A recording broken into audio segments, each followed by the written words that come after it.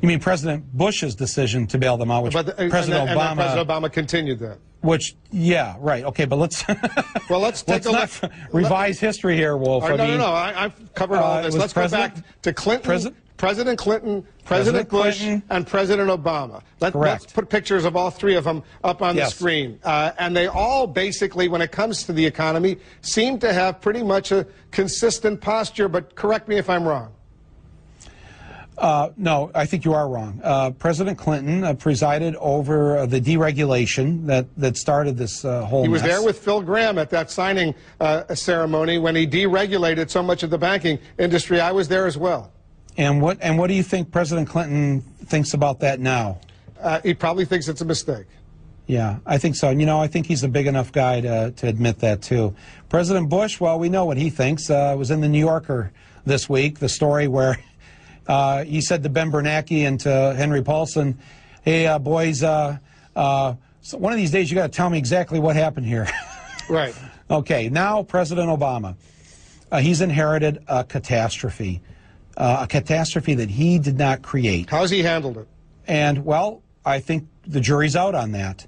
I think he, first of all, tried to find ways to put people back to work.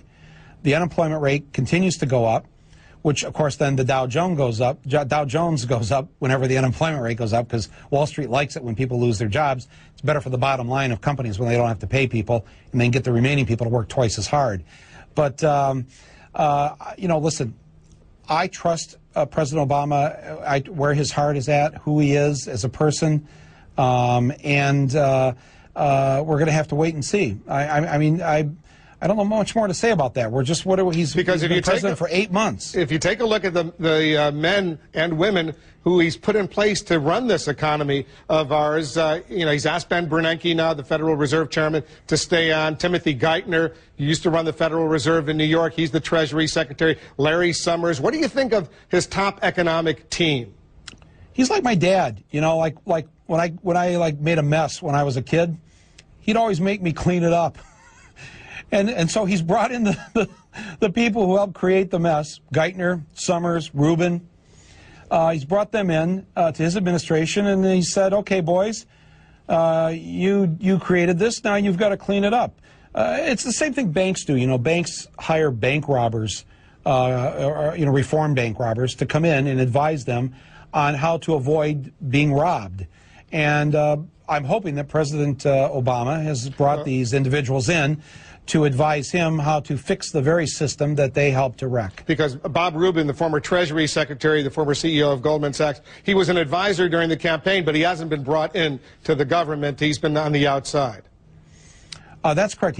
So his the people that he mentored when he was at the Treasury Department, Mr. Summers and Mr. Geithner, you know, and now it's sort of up to them to see who are they going to side with. Are they with us or are they with Wall Street? But it sounds to me like you correct me once again if I'm wrong. It sounds to me you're disappointed in President Obama's economic advisors.